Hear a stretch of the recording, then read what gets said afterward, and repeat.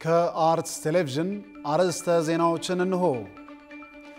የትግራይ ጊዜያዊ አስተዳደር የቀድሞ ፕሬዝዳንት ጌታቸው ረዳ በሚኒስትር ማዕረግ የጠቅላይ ሚኒስትሩ የምስራቅ አፍሪካ ጉዳዮች አማካሪ ሆነው ተሾሙ።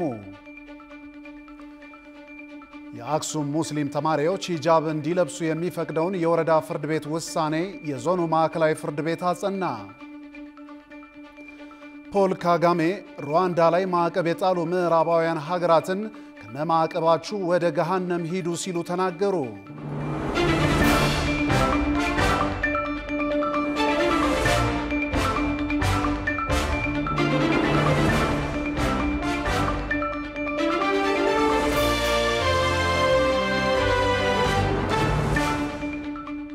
የክብር ሰላምታችን በያላችሁበት ይድረስ። ይህ ከአርትስ ቴሌቪዥን የሚተላለፍላችሁ የዜና ወጃችን ነው። በዓለማችንና በሀገራችን በርካታ ጉዳዮች ተከስተዋል። እኛም ከዓለም ዙሪያና ከሀገር ውስጥ የመራረጥንላችሁ መረጃዎች ይዘን ቀርበናል። ከዜናዎቹ ጋር አምላክ ኃይለማርያም አብሬያችሁ ቆይታ አድርጋለሁ። አብሮነታችሁ አይለየን። የትግራይ ጊዜያዊ አስተዳደር የቀድሞ ፕሬዝዳንት ጌታቸው ረዳ በሚኒስትር ማዕረግ የጠቅላይ ሚኒስትሩ የምስራቅ አፍሪካ ጉዳዮች አማካሪ ሆነው ተሾሙ። ሹመቱ የተሰጠው የምስራቅ አፍሪካና ቀጠናዊ ጉዳዮች ትልቅ ትኩረት በያዙበትና የኢትዮጵያ የባህር በር ጥያቄ ተጋግሎ እንደሚቀጥል በተገለጸበት በዚህ ወቅት መሆኑ ትኩረትን ስቧል። ጽዮን ላይኩን ዝርዝሩን ይዛለች። ኢትዮጵያ ከምን ጊዜውም በላይ በምስራቅ አፍሪካ ጉዳይ ላይ ትኩረት እንደሰጠች በሚነገርበትና በቀጠናው እርስ በርስ ባለው ግንኙነትና በጂኦፖለቲካው ላይ የተለያዩ ለውጦች እንደሚፈጠሩ በሚሰማበት በዚህ ወቅት ጠቅላይ ሚኒስትር አብይ አህመድ በምስራቅ አፍሪካ ጉዳዮች ላይ የቀድሞውን የትግራይ ጊዜያዊ አስተዳደር ፕሬዝዳንት ጌታቸው ረዳን በሚኒስትር ማዕረግ አማካሪ አድርገው ሾመዋል። ሹመቱ የተሰጠው ከሰሞኑ በብሔራዊ ደህንነት ምክር ቤት ስብሰባ ላይ ዓለም አቀፋዊና ቀጠናዊ ሁኔታዎች በደህንነት ምክር ቤቱ በጥልቀት መመርመራቸው ከተገለጸ ከጥቂት የቀናት ልዩነት በኋላ ነው። የብሔራዊ ደህንነት ምክር ቤቱ ስብሰባ ኢትዮጵያ በአፍሪካ ቀንድ ቀጠና ያለውን ሁኔታ እንዲረጋጋና ችግሮች በሰላማዊ መንገድ እንዲፈቱ እንደምትጥር ከማሳወቅ ባለፈ የኢትዮጵያን ሰላም ለማወክ የሚጥሩ ስለተባሉ ወገኖች አጽንኦት የሰጠበት ነበር።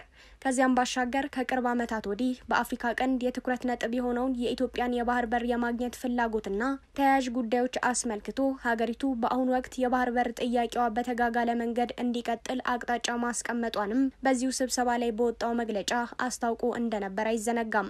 ይህ በእንዲህ እያለ ታዲያ ከዛሬ ሚያዝያ 3 2017 ዓ.ም ጀምሮ ጠቅላይ ሚኒስትር አብይ አህመድ ከትግራይ ክልል ጊዜያዊ አስተዳደር ፕሬዝዳንትነታቸው ተነስተው በሌተናንት ጄኔራል ታደሰ ወረደ የተተኩትን አቶ ጌታቸው ረዳን በሚኒስትር ማዕረግ የጠቅላይ ሚኒስትሩ የምስራቅ አፍሪካ ጉዳዮች አማካሪ አድርገው መሾማቸውን በይፋዊ የማህበራዊ ትስስር ገጻቸው አሳውቀዋል። በህወሓት መራሹ ኢህአዴግ የስልጣን ዘመን በፌዴራል መንግስቱና በትግራይ ፖለቲካ ላይ ጎልተው ከሚነሱ ፖለቲከኞች መካከል እንደሆኑ የሚነገርላቸው አቶ ጌታቸው ረዳ የመምህርነት ሙያቸውን ከተሰናበቱ በኋላ በተለያዩ የኃላፊነት እርከኖች ላይ ሲያገለግሉ ቆይተዋል። ይህኛው በጠቅላይ ሚኒስትር አብይ አህመድ የተሰጣቸው የአማካሪነት ሹመትም በቀድሞ ጠቅላይ ሚኒስትር ኃይለማርያም ደሳለኝ ዘመን ልዩ አማካሪ ሆነው ከመስራታቸው ጋር ሲደመር ሁለተኛ ጊዜያቸው ነው። የአቶ ጌታቸው አዲስ ሹመትም በፌዴራል መንግስቱና በህወሓት መካከል ከተካሄደው ጦርነት በኋላ ወደ ፌዴራል መንግስት ኃላፊነት የመጡ የመጀመሪያው የህወሓት አባልም ያደርጋቸዋል። አቶ ጌታቸው ሹመታቸው ይፋ ከመደረጉ ከጥቂት ቀናት በፊት ከቢቢሲ ፎከስ ኦን አፍሪካ አቅራቢ ዋሂጋ ማውራ ጋር ቃለ መጠይቅ ባደረጉበት ወቅት በእርግጠኝነት በትግራይ ፖለቲካ ውስጥ መሳተፍ እቀጥላለሁ ማለታቸው አይዘነጋም። ታዲያ የምስራቅ አፍሪካ ቀንድ ጉዳዮች አማካሪ ኃላፊነታቸው ከትግራይ የፖለቲካ ተሳትፏቸው እምብዛም ሳይርቁ እንዲሳተፉ ይረዳቸዋል የሚሉ የፖለቲካ ልሂቃንም እየተደመጡ ነው። ይህ በእንዲህ እንዳለ ጌታቸው ረዳ የፕሪቶሪያው የሰላም ስምምነትን ተከትሎ የትግራይ ክልል ጊዜያዊ አስተዳደር ፕሬዝዳንት ሆነው መሾማቸውን በልዩ ልዩ ምክንያቶች እንደሚቃወሙ ሲገልጽ የቆየው በዶክተር ደብረጽዮን የሚመራው የህወሓት ክንፍ በትግራይ ክልል አዲሱ የክልሉ ርዕሰ መስተዳድር ሆነው የተሾሙትን ሌተናንት ጄኔራል ታደሰ ወረደን ለመቀበል ባዘጋጀው መድረክ ላይ ተቋማዊ ነጻነቴን ጠብቄ ከጊዜያዊ አስተዳደሩ ጋር ተደጋግፌ በጋራ እሰራለሁ ሲል አስታውቋል። ሊቀመንበሩ ዶክተር ደብረጽዮን ገብረ ሚካኤል ከፕሬዝዳንት ታደሰ ወረደ ጋር ተባብረንና ተደጋግፈን የጊዜያዊ አስተዳደሩ ተልእኮችን በአጭር ጊዜ ለማሳካት ያለንን ዝግጁነት መግለጽ እንወዳለን ማለታቸውን ዘገባዎች አስነብበዋል። ሰሞነኛ የመነጋገሪያ ርዕስ ሆኖ የቆየው የጊዜያዊ አስተዳደሩና የህወሓት የከረረ ልዩነት ለዝቦ በጋራ ወደ መስራት ስምምነት መምጣቱ ከምንም በላይ ሰላም እያለ ለሚጠይቀው የትግራይ ህዝብ እፎይታን እንደሚሰጥ ይጠበቃል። የአክሱም ሙስሊም ተማሪዎች ሂጃብ እንዲለብሱ የሚፈቅደውን የወረዳ ፍርድ ቤት ውሳኔ የዞኑ ማዕከላዊ ፍርድ ቤት አጸና። ይህም ማዕከላዊ ፍርድ ቤት ያጸናው ውሳኔ ተግበር አይተግበር በሂደት የሚታይ ጉዳይ እንደሆነ የትግራይ እስልምና ጉዳዮች ምክር ቤት ገልጿል። ተጨማሪ አለን። በትግራይ ክልል አክሱም ከተማ ውስጥ ሴት ሙስሊም ተማሪዎች የራስ መሸፈኛ ሂጃብ ለብሰው ወደ ትምህርት ቤት መግባት እንደተከለከሉና በዚህም በርካቶቹ ከትምህርት ገበታ ውጪ መሆናቸውን ከወራት በፊት የክልሉ እስልምና ጉዳዮች ምክር ቤት ማስታወቁ የሚታወስ ነው። ከዚሁ ጉዳይ ጋር በተያያዘ ምክር ቤቱ እግዱን የጣሉ ትምህርት ቤቶች እየሄዱበት ያለው መንገድ የተሳሳተ ስለመሆኑ በመግለጽ የሚመለከታቸው አካላት አፋጣኝ ምላሽ እንዲሰጡበትና ተማሪዎቹ ወደ ትምህርት ገበታቸው እንዲመለሱ እንቅስቃሴ ሲያደርግ ሰንብተዋል። የኢትዮጵያ ሃይማኖት ተቋማት ጉባኤም ቢሆን በወቅቱ አክሱም ከተማ የሂጃብ አለባበስ ላይ የተደረገው ክልከላ በሕገ መንግስት የተቀመጠው መብት የሚጥስ በመሆኑ የሚመለከተው አካል ትኩረት ሰጥቶ ሊሰራበት እንደሚገባና ጉዳዩ በፌዴራል ሕገ መንግስት መሰረት መፍትሄ እንዲሰጠው በጽሁፍ የጠየቀ መሆኑን መግለጹም ይታወሳል። ሆኖም ግን የሂጃብ ጉዳይ ምላሽ ባለማግኘቱ ጉዳዩ በሕግ እንዲታይ ለአክሱም ወረዳ ፍርድ ቤት ቢተላለፍም በትምህርት ቤቶቹ አለመተግበሩና ተማሪዎቹ መማር አለመቻላቸው ለረጅም ጊዜያት በክልሉ ጉዳይ አጀንዳ ሆኖ እንዲሰነብት አድርጎታል። ስለሆነም የወረዳው ፍርድ ቤት ውሳኔ ሲጠበቅ የነበረ ቢሆንም የተላለፈው ብይን ግን የተከሳሾች አስተዳደራዊ ትዕዛዝ መዝገቡን ልባት እስኪያገኝ ወይንም ተለዋጭ ትዕዛዝ እስኪሰጥበት ድረስ በጊዜያዊነት ታግዶ እንዲቆይ የሚል ነበር። ለዚህም በምክንያትነት የተቀመጠው የተላለፈው አስተዳደራዊ ውሳኔ ታግዶ ካልቆየ በእስልምና እምነት ተማሪዎች ላይ የማይመለስ የሰብአዊና የሞራል ጥሰቶች ሊያስከትል ስለሚችል ተከሳሾች ያስተላለፉት አስተዳደራዊ ውሳኔ በፍትሐብሔር ሕጉና በፌዴራል የሥነ ስርዓት አዋጅ መሰረት እልባት እስኪያገኝ ወይንም ተለዋጭ ትዕዛዝ እስኪሰጥበት እንዳይፈጸም የሚልም ነበር። በዚህም መሰረት የትግራይ ክልል የእስልምና ጉዳዮች ምክር ቤት የክልሉ ማዕከላዊ ዞን ማዕከላዊ ፍርድ ቤት የአክሱም ወረዳ ፍርድ ቤት ያሳለፈውን የእግድ ውሳኔ እንዲያጸና ትዕዛዝ ማስተላለፉን አስታውቋል። በተጨማሪም የዞኑ ማዕከላዊ ፍርድ ቤት ካሳለፋቸው ውሳኔዎች መካከል የክልሉ የእስልምና ጉዳዮች ምክር ቤት ክሱን ወደሚመለከተው ከፍተኛ ፍርድ ቤት እወስደዋለሁ በማለቱ የአክሱም ወረዳ ፍርድ ቤት የጣለውን የ12500 ብር ቅጣት አግባብነት እንደሌለው በመግለጽና ውድቅ በማድረግ ገንዘቡ ለምክር ቤቱ እንዲመለስ ማዘዙ ይገኙበታል። የትግራይ የእስልምና ጉዳዮች ምክር ቤትም የዞኑ የማዕከላዊ ፍርድ ቤት የሰጠውን ብይን ቢቀበልም በማህበራዊ ሚዲያ የፌስቡክ ገጹ ላይ የማዕከላዊ ፍርድ ቤቱ ያጸናውን ውሳኔ ይተግበር ወይንም አይተግበር የምናየው ይሆናል የሚል መረጃ አጋርቷል። ፖል ካጋሜ ሩዋንዳ ላይ ማዕቀብ የጣሉ ምዕራባውያን ሀገራትን ከነ ማዕቀባችሁ ገሃነም ግቡ ሲሉ ተናገሩ። የሩዋንዳው ፕሬዝዳንት ይህን የተናገሩት የሩዋንዳ የዘር ጭፍጨፋ 31ኛ ዓመት መታሰቢያ በተከበረበት ወቅት ነው። የውጭ ትንታኔና ዓለም አቀፍ ጉዳዮች ዘጋቢያችን ቃል ኪዳን ይጥና ጉዳዩን በዝርዝር ተመልክቶታል። 1994, a government-backed campaign of mass killing started in Rwanda. ጸሐፊያንና ምሁራን የ20ኛው ክፍለ ዘመን ዘግናኙ የዘር ጭፍጨፋ ሲሉ ይገልጹታል። ከ800 ሺህ በላይ በአብላጫው ቱትሲዎች ያለቁበት ጭፍጨፋ ለሩዋንዳ ጥቁር ጠባሳ ጥሎ ያለፈ ነው። ጎረቤት በጎረቤቱ የተነሳበት፣ ባል በሚስቱ የጨከነበት ዘመን ነበር። እንደ አውሮፓውያኑ አቆጣጠር በ1994 ማለትም ከ31 ዓመታት በፊት ሩዋንዳ ያሳለፈችው የ100 ቀናት ዘርን መሰረት ያደረገ የእርስ በርስ ጭፍጨፋ ለሩዋንዳውያን እና ለአፍሪካውያን ትምህርት ሰጥቶ ያለፈ ቢሆንም ዛሬም አገራችንን ኢትዮጵያን ጨምሮ በርካታ የአፍሪካ ሀገሮች ዘርን መሰረት ካደረገ ፖለቲካ የትጥቅ ትግል ተጠቃሚነት አልወጡም። ሩዋንዳ ግን ከኔ ተማሩ ስትል ዳግም የዚያና አይነቱ ዘግናኝ ለአይን የሚከብድ ለመንገር የሚተናነቅ ድርጊት እንዳይከሰት ለሀገሬው ሕግ አውጥታ ዛሬ ላይ ኢኮኖሚዋን እያሳደገች እየተመነደገች ትገኛለች። ከዚህ ሁሉ ለውጥ ጀርባ ያሉት ደግሞ ፕሬዝዳንት ፖል ካጋሜ መሆናቸው ይነገራል። ሩዋንዳ 31 ዓመት ያስቆጠረውንና 1 ሚሊዮን ገደማ የሚቆጠር ሕዝብ ያለቀበትን የዘር ጭፍጨፋ ሩዋንዳ 31 ዓመታት ያስቆጠረውንና 1 ሚሊዮን ገደማ የሚቆጠር ሕዝብ ያለቀበትን የዘር ጭፍጨፋ ከሰሞኑ በይፋ አስባ የዋለች ሲሆን በዚህ ወቅት የሩዋንዳው ፕሬዝዳንት ፖል ካጋሜ የተናገሩት ንግግር የብዙዎችን ቀልብ ስቧል። No one comes around and thinks they can, they come and say, hey, we're going to sanction you. To what?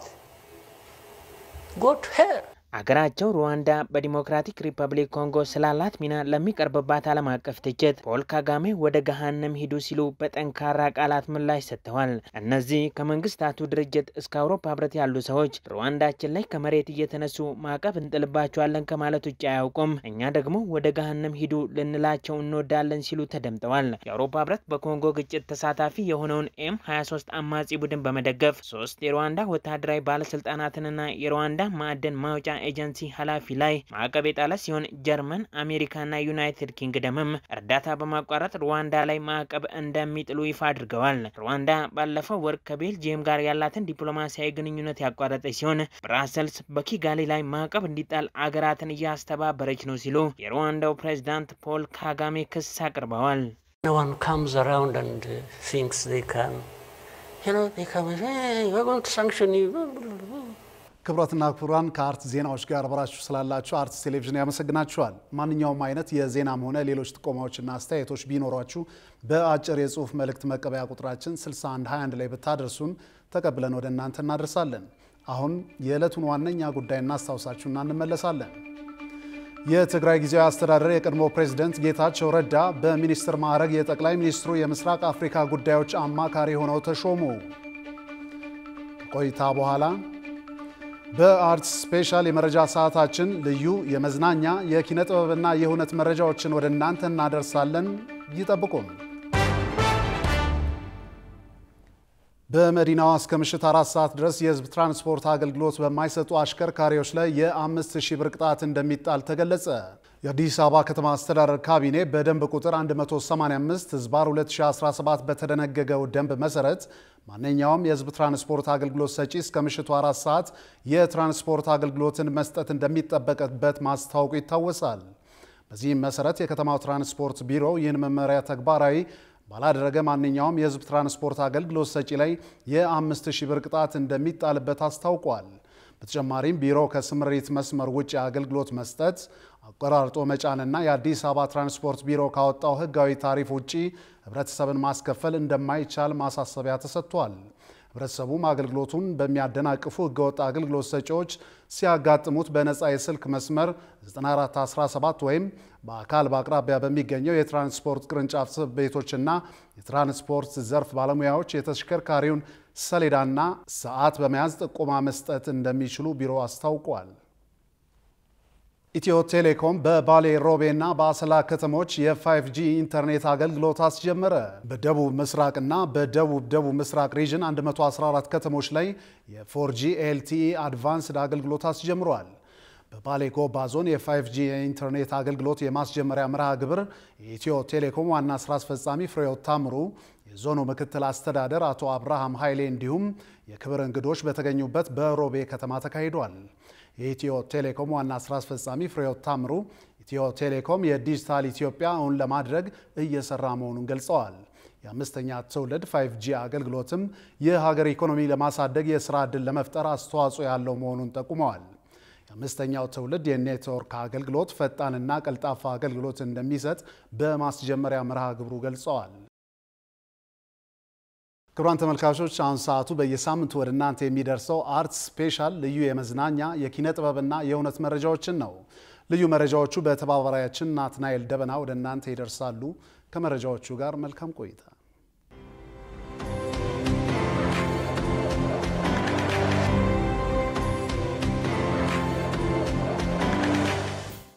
የተወደዳችሁ እንዴት ናችሁ? ይህ አርትስ ስፔሻል ነው። ዋና ዋና ጉዳዮች ከተማ በቃኝ ብሎ ጭልጥ ወዳለ ገጠር የገባው ኢትዮጵያዊ ሰዓሊ የስዕል ስራዎቹ በሸራተን አዲስ ሆቴል ለእይታ በቁ። ድምፃዊ ጎሳዬ ተስፋዬና ድምፃዊ አለማየሁ ሄርጶ ከ20 ዓመታት በኋላ የሙዚቃ ዝግጅታቸውን በአንድ መድረክ ሊያቀርቡ ነው። ወጣቱ ድምፃዊ ልዑል ሲሳይ በኢትዮጵያ 3 ከተሞች የሙዚቃ ኮንሰርቱን ሊያቀርብ ነው። ግንቦት 30 ሀገር አቀፍ የምስጋና ቀን እንዲሆን ጥያቄ ቀረበ። እነዚህንና ሌሎችንም የአርትስ ስፔሻል የኪነትና ኩነት መረጃዎች እናቀርብላችኋለን። አብራችሁን ሆኖ ኢንቱ ዘ ዋይልድ የተሰኘ እውነተኛ ታሪክ ላይ ያተኮረ ፊልም ከዓመታት በፊት ለተመልካቾች ቀርቦ ነበር። ፊልሙ ከዩኒቨርሲቲ በከፍተኛ ማዕረግ የተመረቀ ወጣት ከወላጆቹ ቤት በመሰደድ ዱር ውስጥ የሚያሳልፈውን ህይወት የሚተርክ ነው። እኛም ሀገር ከፊልሙ ባለታሪክ ጋር የሚመሳሰል ነገር ተፈጥሯል። የኛው ባለታሪክ ዮናስ መኳንንት ይባላል። በሙያው ሰዓሊና ቀራጺ ነው። ከጥቂት ጊዜያት በፊት ከተማ በቃኝ ብሎ ቦታው የት እንደሆነ በግልጽ ወደማይታወቅ የሀገራችን ገጠራማ ክፍል ከ3 ውሾቹ ጋር ተሰዷል። የከተማ ኑሮ በቃኝ ብሎ ወደ ገጠር የተሰደደው ዮናስ መኳንንት ዶሮዎች አሉት፣ አሳ ያጠምዳል፣ ከውሾቹ ጋርም ይኖራል። ይህንንም በቲክቶክ ገጹ ያጋራል። አልወጣ ብላችሁ ካስቸገራችሁ በቃ እንደዚህ አይነት ጸብ ይጀምራል ቤት ውስጥ ማለት ነው። ዮናስ የሚያጋራው የዕለት ተዕለት ውሎው ብዙ ተከታታዮችን አፍርቶለታል። በርካቶችም በማህበራዊ ትስስር ገጹ በቀጥታ ስርጭቱን ይከታተላሉ፣ ሐሳብ አስተያየትም ይሰጡታል። ዮናስ መኳንንት ከ10 ወራት በፊት በጣቢያችን አርቲስት ቴሌቪዥን በሚተላለፈውና የተለያዩ ሰዓሊያን በቀጥታ ስዕል እየሳሉ ራሳቸውንና ስራዎቻቸውን የሚያስተዋውቁበት ሰቢቀ ዝግጅት ላይ በእንግድነት ቀርቦ ስለ ስራውና ስለ ራሱ ባጭሩ እንዲህ ብሎ ነበር። ዮናስ መኳንንት እባላለሁ። ከተፈሪ መኮንን በፔይንቲንግ ነው ግራጁዌት ያደረኩት። አሁን ደግሞ ወጥቼ ፔይንቲንግ እና ስክላፕቸር ነው የምሰራው። ስነ ቅርጽና ስዕል ነው ሙሉ ጊዜ የምሰራው ማለት ነው።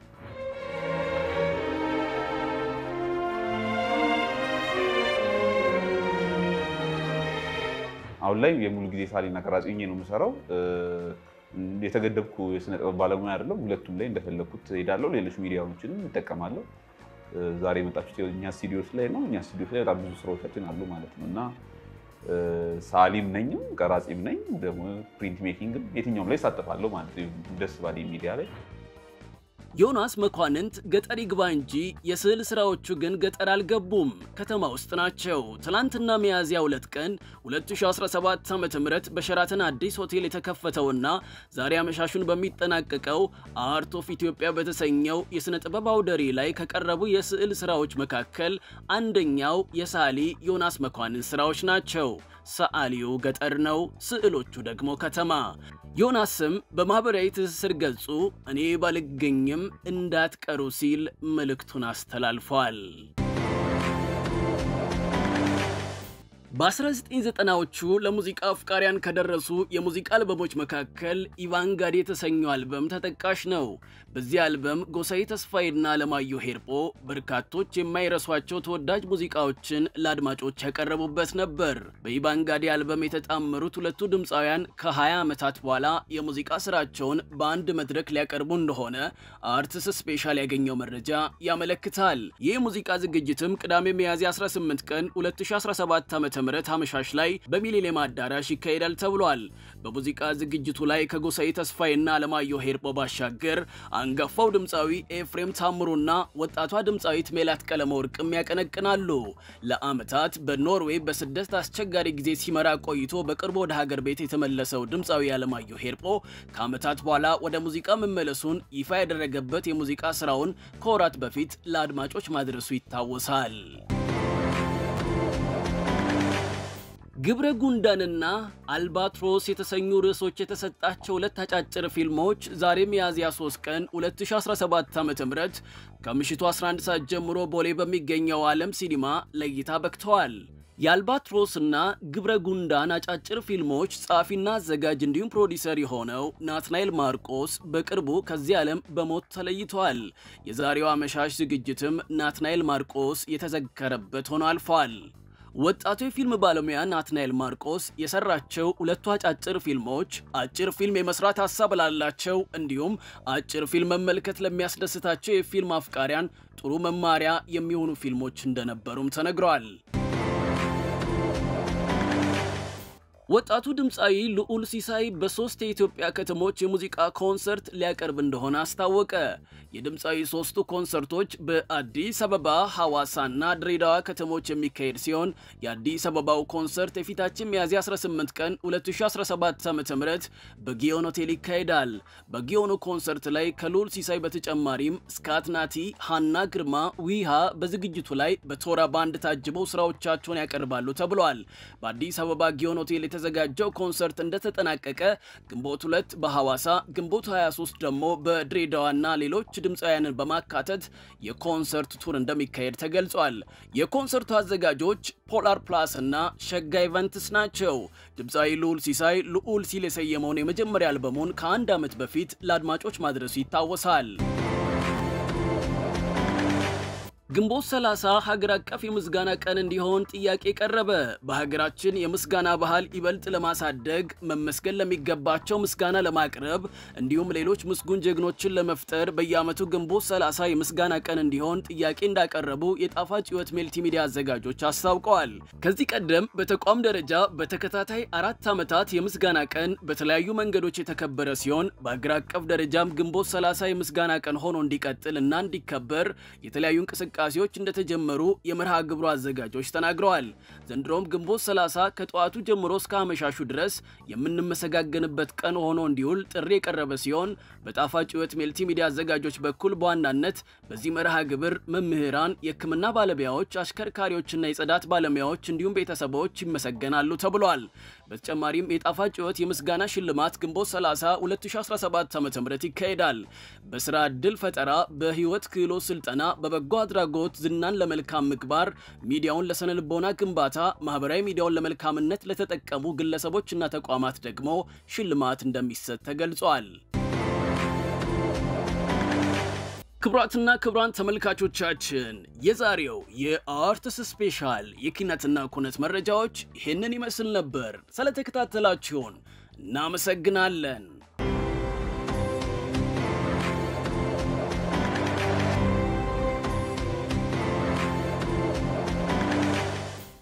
ውድ ተመልካቾቻችን የአርትስ ቴሌቪዥን የሰዓቱ ዜናዎች የተከታተላችሁትን ይመስሉ ነበር። ስለሰጣችሁን ጊዜ ከልብ እያመሰገንን ከዜናዎቹ ጋር አምላክ ያላለማየው ቆይታ አድርግ ያለው ከቀሪ የጣቢያችን ዝግጅቶች ጋር መልካም ጊዜ እንተመኝ።